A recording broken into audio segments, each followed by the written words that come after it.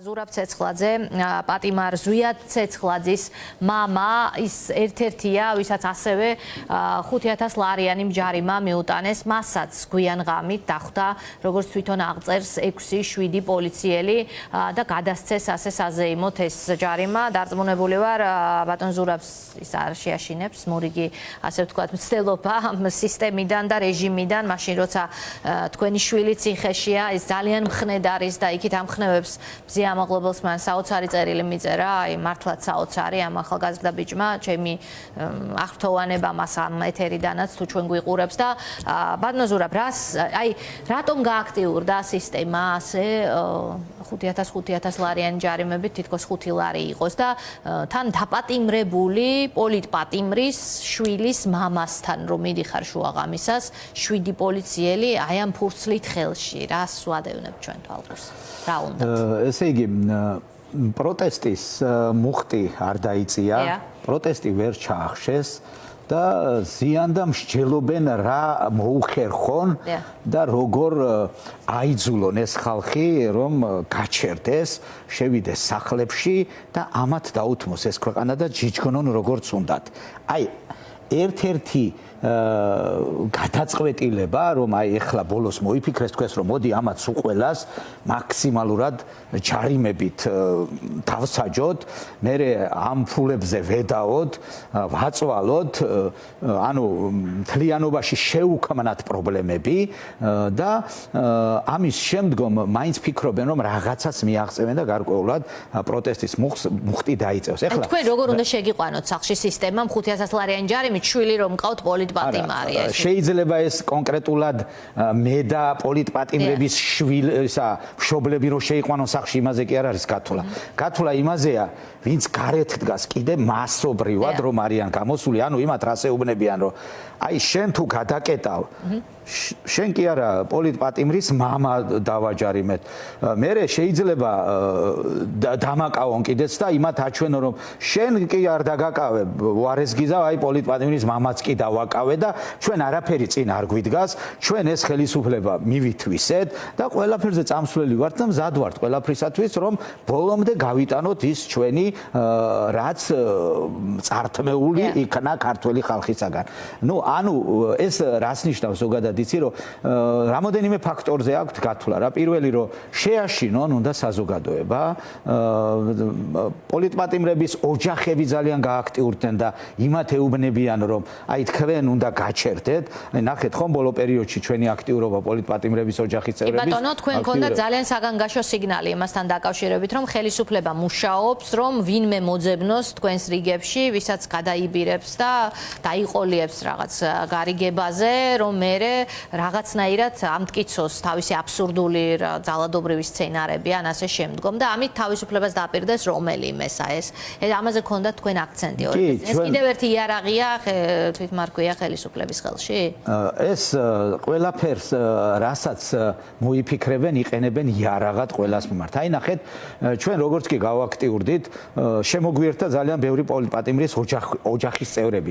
ასე მრავლად არ ვიყავით ჩვენ, თუ ნახავდით ერთი თვის წინ, სულ რამოდენიმე ვიყავით, ჩანდით, ვიბრძოდით და ეხლა მასობრივი ხასიათი მიიღო და ყველა დარწმუნდა, დაპატიმრებული ოჯახის წევრები ყველა დარწმუნდა რომ ქუჩაში პროტესტი თუ ჩაქრა, მათი შვილების ციხეში ჩარჩებიან 6 წელი, 9 წელი და 14 წელი. აქედან გამომდინარე, ყველამ გაიაზრა და მასობრივად უკვე ვდგავართ, არა მარტო უბრალოდ აქციაზე ვდგავართ. ამ აქციებს წინ ვუძღვებით, ბანერები გვიჭირავს და ზოგიერთ აქციებს აი რო იტყვიან, ხელმძღვანელობთ კიდეც და მივდივართ. და მარტო ამ ფრონტზე კი არ ვარ, ჩვენ საერთაშორისო მასშტაბით ძალიან გავაქტიურდით.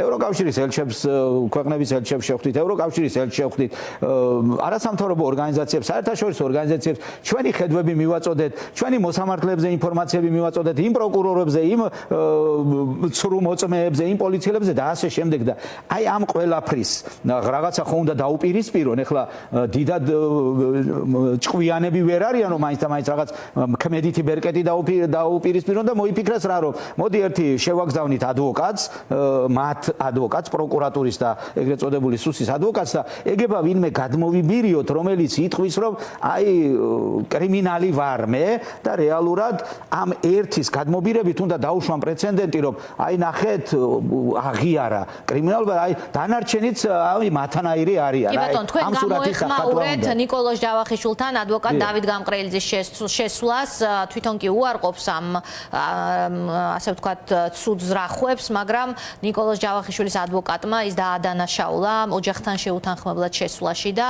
თქვა, რომ მის ხელის დადებას თხოვდა მას სხვაზე, ხო? აი დაახლოებით იგივეს ახლა რასაც თქვენ ამბობთ, მაყურებლისთვის მეტი ინფორმაცია ზუსტად ეს არის, რომ ეს პიროვნება აბსოლუტურად დაუკითხავად, ამოწერა ორდერი და შევიდა და აი პირდაპირ მნიშვნელობით სთავაზობს ჟარგონი რო გამოვიყენოთ, აკაჩავებს ამას და ეუბნება, რომ აი მე ვარ სპეციალისტი საპროცესოების, შენ გინდა რომ თავისუფლებას მიაღწიო, აღიარე დანაშაული და დანარჩენს მე მოგიგვარებ. ნიკოლოზ ჯავახიშვილი ზის ზუსტად იმ ცნობილ კადრში თქვენი შვილის გვერდით, ზვიად ცეცხლაძის გვერდით, მე ის მოცინარი ბიჭი, ღიმილის ბიჭები შევარ მიმინოშვილი, კი ბატონო, აი ძალიან ძალიან ისეთი კადრია ეს, არ მავიწყდება ეს კადრი, ყოველღამე მახსენდება თითქმის ძილის წინ. მე პირადად დარწმუნებული ვარ, ასე ყველა მოქალაქე და აი ერთ-ერთთან ცდილობდა ზუსტად აი ეს ადვოკატი. აღმოჩნდა ვაჟკაცი, ძალიან მაგარი ბიჭი აღმოჩნდა. ანუ ნიკოლოზე რატო გაამახვილეს ყურადღება? ამ ესენი როგორ უყურებენ მოვლენებს, ნახეთ, ვინც შიმშილობს პირობითად, გონიათ რომ ესენი იმიტომ შიმშილობენ, რომ მოკლედან, ანუ სწრაფად რომ დააღწიონ ციხეს თავს, ანუ ციხის პირობებს ვერ უძლებენ და სიკვდილი ურჩევნიათ და სუსტ რგოლად მიიჩნევენ მაგათ. აი პირდაპირ მე ჩემი მოსავალი არა და პირიქით არის, ეს არის პროტესტის ყველაზე აი უმკაცრესი ფორმა, რომ აი ძალიან დიდი სულიერება გინდა და ძალიან დიდი ვაჟკაცობა, გამბედაობა, მამაცობა გინდა, რომ ეს გადაწყვეტილება მიიღო და მე ამ გადაწყვეტილებას მიყვე ძალიან დიდხანს, ხო? აი ესენი სხვანაირად უყურებენ. ესენი როგორც თვითონ იფიქრებდნენ და იზამდნენ, გონია რომ ეგეთი სიტუაცია. მე ხო ბევრჯერ მithქვამს ეთერებში, რომ ვერ იცნობენ ამ ბავშვებს. ამ საზოგადოებას ვერ იცნობს. დე ფაქტო ხელისუფლება არ იცის, შესწავლილი არ აქვს და არ იციან ვისთან აქვს საქმე. ესენი არიან ასაკით პატარა, თორე დიდი ადამიანები არიან, დიდი ქართველები არიან და ძალიან დიდი მომავალი აქვს. ამათ ვერ გატეხენ. აი კიკნაძე ხო ნახეთ ბოლოს, აი რაც აი რაღაც ოდნავ სისუსტეს გამოავლენენ თუ არა, იმ წუთში იწყება წნეხი, რომ როგორმე რაღაცაზე წამოიყვანონ, მაგრამ ციხე როგორია, ხო იცით? შეიძლება 2 წუთს რაღაც ნიჰილიზმი გქონდეს, მაგრამ მე ვიკრებენ ვაჟკაცობას და ეს ბიჭები ძალიან მამაცები არიან და ძალიან მედგარ წინააღმდეგობას უწევენ და ჯავახიშვილის ვაჟკაცობამ განმაცვიფრა მე რომ თან ვარი უთხრა, თან საჯაროდ გამოაცხადა, რამაც პრეცედენტი არ შექმნა აღიარების და ამავდროულად ჩვენ მოგვეცა საშუალება პრევენცია გაგვეკეთებინა და ყველა ჩვენი პოლიტპატიმრებისთვის გვეთქვა, რომ არც ერთ შემთხვევაში, იმიტომ რომ განარამის მაქნისები არიან, უბრალოდ მოატყუებენ, აღიარებინებენ, იქ რაღაც 6-დან 9 წლამდე რომ აქვთ, იქ 4 წელს დაუტოვებენ, რაღაცას გააწვალებენ, მაინც საპატიმროში აღმოჩნდებიან და აი რომ იტყვიან ამ აბდაუბდაში გახვევენ და შემდგომ ამას გამოიყენებენ პროპაგანდის მიზნით და იმედი და პოზიტივი ჩაერთვება და აი ნახეთ აღიარეს დანაშაული, ესენი ყველა დანაშაულები არიან. როცა მამაცობაზე საუბრობდით, ადამიანებს ახსენებდით, მათე დევიძის პოსტი გამოხმაურება მინდა ვახსენო, რეჟიმის პატიმრის მათე დევიძის პასუხი დაზარალებულად ცნობილ პოლიციელ ბიძინა ჟამერაშვილს, საცოდაობა თავისუფლებისთვის გისოსებში ყოფნა კი არა, დიქტატორის მონობაა. წერილი გავრცელა ილეონის სტუდენტურმა მოძრაობამ და რას მოყვა ახლა მათე დევიძის ეს პასუხი პოლიციელისადმი, რომ 7 თებერვალს ამ პოლიციელმა თქვა, რომ გულწრფელად გეტყვით ახალგაზრდა ბიჭია და ეგეთი რამე არ უნდა გაეკეთებინა და მეწოდება ადამიანურადო და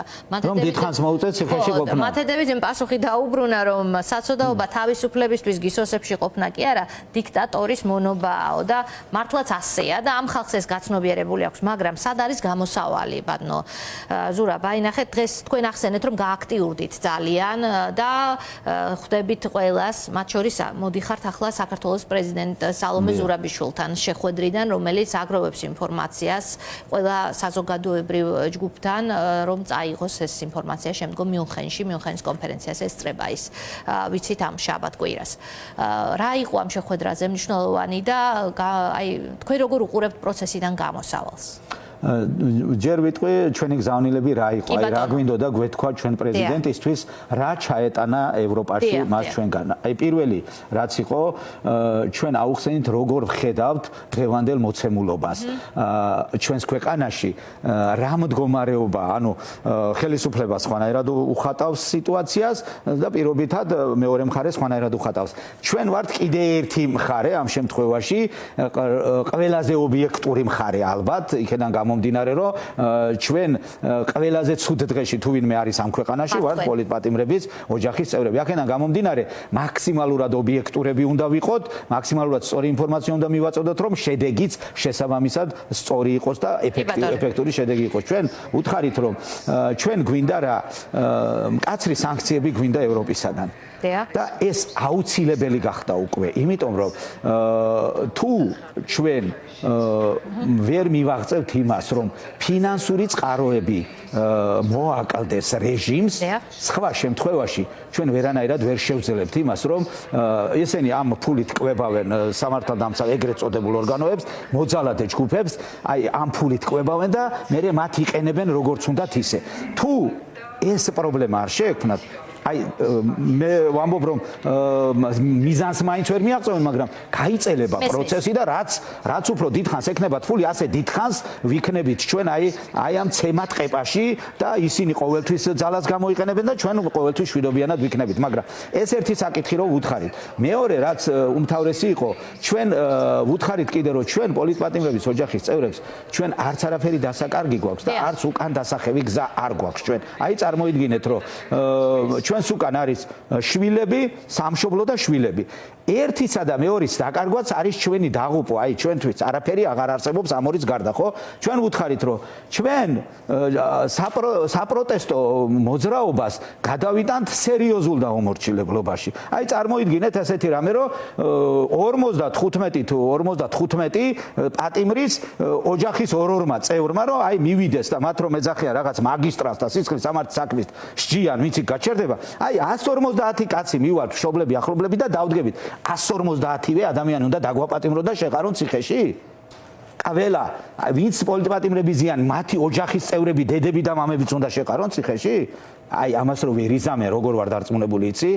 აი აბსოლუტურად ვარ დარწმუნებული. ამიტომ ჩვენ ვეუბნებით, რომ ნუ მიგვიყვანებენ იქამდე, რომ ძალიან რადიკალურ ფორმებზე გადავიდეთ. ჩვენ ყველაფრისათვის მზად ვართ, უკან დასახევი უბრალოდ არა გვაქვს, იმიტომ რომ ეს ადამიანები ისჯებიან სამშობლოს სიყვარულისთვის, პატრიოტიზმისთვის, იმისთვის, რომ ამ ბავშვებს პირადი ცხოვრება სულ გადადებული ქონდათ და ასე პატარა ბავშვები სამშობლოზე ფიქრობდნენ და ჩვენ რა უფლება გვაქვს, რომ სადღაც ჩრდილში გავჩერდეთ და ამათ წინარ წაუძღვეთ ჯერ კიდე ვიდრე ძალა და ენერგია გაგვაჩნია. აქედან გამომდინარე, ჩვენ ესეც ვუთხარით, რომ გადაეცით იქ, რომ ამისთვისაც მზად ვართ ჩვენ. თუ პოლიტიკური პირობითად პოლიტიკური პარტიები არ არიან მზად, ჩვენ ოჯახის წევრები ამისთვისაც მზად ვართ, რომ რადიკალურ ნაბიჯებზე გადავიდეთ. ამიტომ დროზე კიდევ ერთხელ მოუწოდებ, დროზე უნდა მოეგონ გონს, ვისაც ხელეწიფება ახალი არჩევნების დანიშვნა და პოლიტპატიმრების განთავისუფლება. ამ ქვეყნის დამშვიდება არჩევნებში არის და ერთი ჭკვიანი კაცი თუ გამოჩნდება და მაგათ ასწავლის, რომ ეს გააკეთოთ, ძალიან კარგი იქნება მათთვისაც, ჩვენთვისაც და ქვეყნისთვისაც. დიდი მადლობა თქვენ.